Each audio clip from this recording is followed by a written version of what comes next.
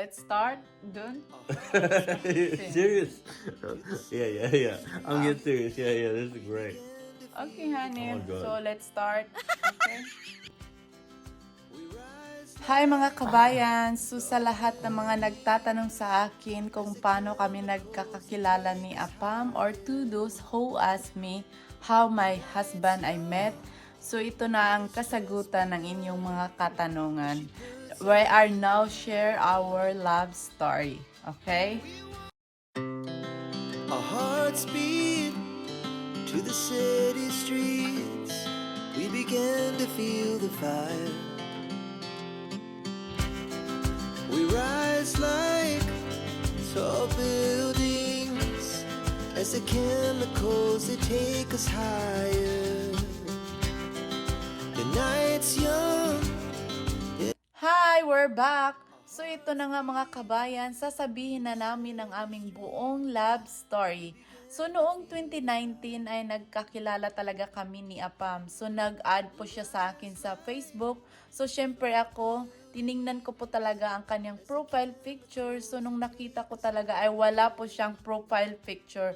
Very private po talaga ang kanyang account. So nakita ko po yung message niya sa akin pero hindi po talaga ako nag-response agad.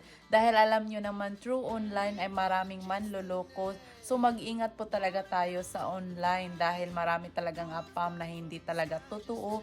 Syempre, so pagkatapos noon ay hindi ko talaga siya ni-response agad dahil nag-alangan po talaga ako dahil baka ito ay na naman, scam, manloloko, ganon.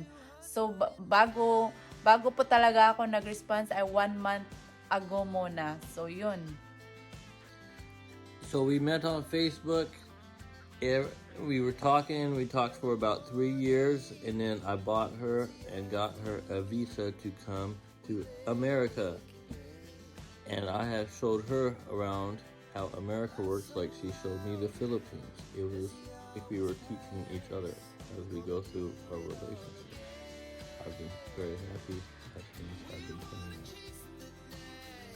So noong time talaga na yon ay hindi ako sa kanya nag-response dahil akala ko talaga ay scam lang kasi wala nga siyang profile picture.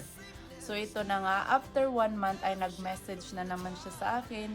So grabe talaga, akala ko talaga yon ay hindi totoo. So try ko nag-response after 1 month sa kanya. So yun, nag-response din siya sa akin at nakita ko talaga yung message niya na interesado daw siya sa akin.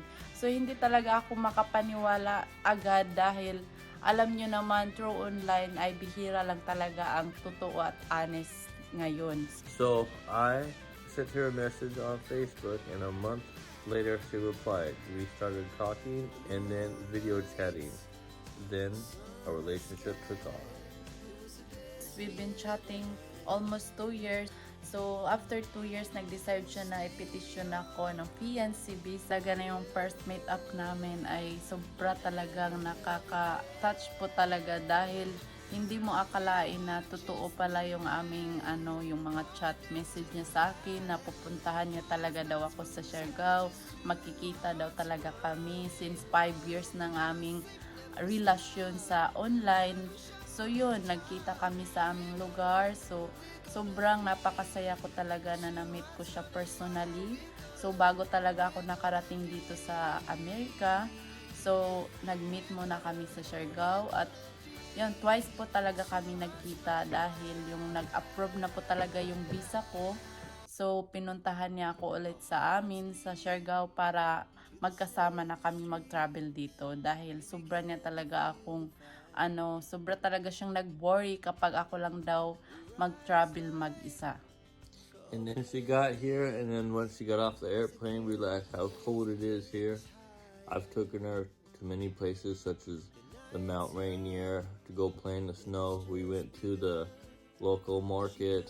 She saw all the fish and different fruits and everything else like that we have here in America. And it's been a wonderful adventure, day by day, on every new thing we do, and I show her around my state that I live in, Washington. Anyway, bago ang lahat, tapusin nyo muna ang video na ito para mas maintindihan.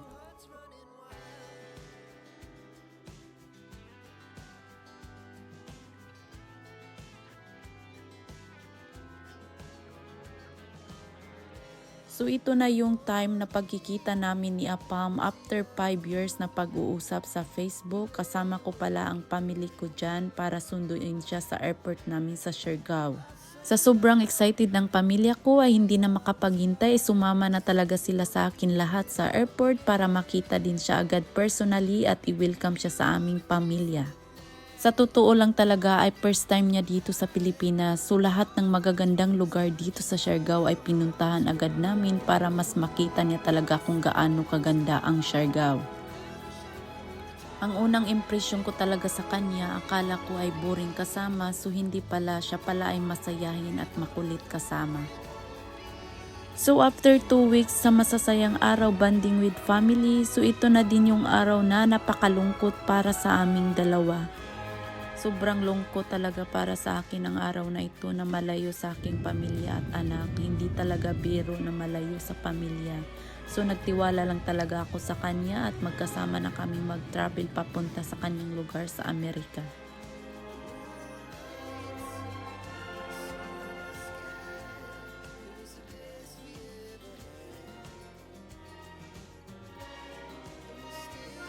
So after months later, I start vlogging and while doing work at the same time. So syempre galing ako sa simpleng pamilya at laking probinsya and I'm proud of that. I enjoy vlogging talaga lalo na sa aking pagiging isang cleaner, kaya wag po natin maliitin ang isang cleaner dahil napakamarangal po na trabaho yun. Bata pa lamang ako ay mataas ng aking pangarap, kaya ang inspirasyon ko talaga ngayon ay ang aking anak at ang aking pamilya.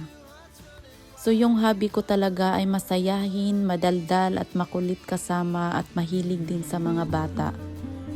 So tinanong ko talaga siya kung ano ang goal niya sa kanyang buhay. Sabi niya ay makapangasawa ng Pinay at mag-settle down na din at magkapamilya. So doon ko talaga na-realize na magkaiba kami ng goal sa aming buhay dahil bata pa lamang ako ay sobra ko ng hardworking para mabigyan ng magandang buhay ang aking pamilya. Kaya mas lalo siyang humanga sa akin at todo suporta sa aking mga desisyon.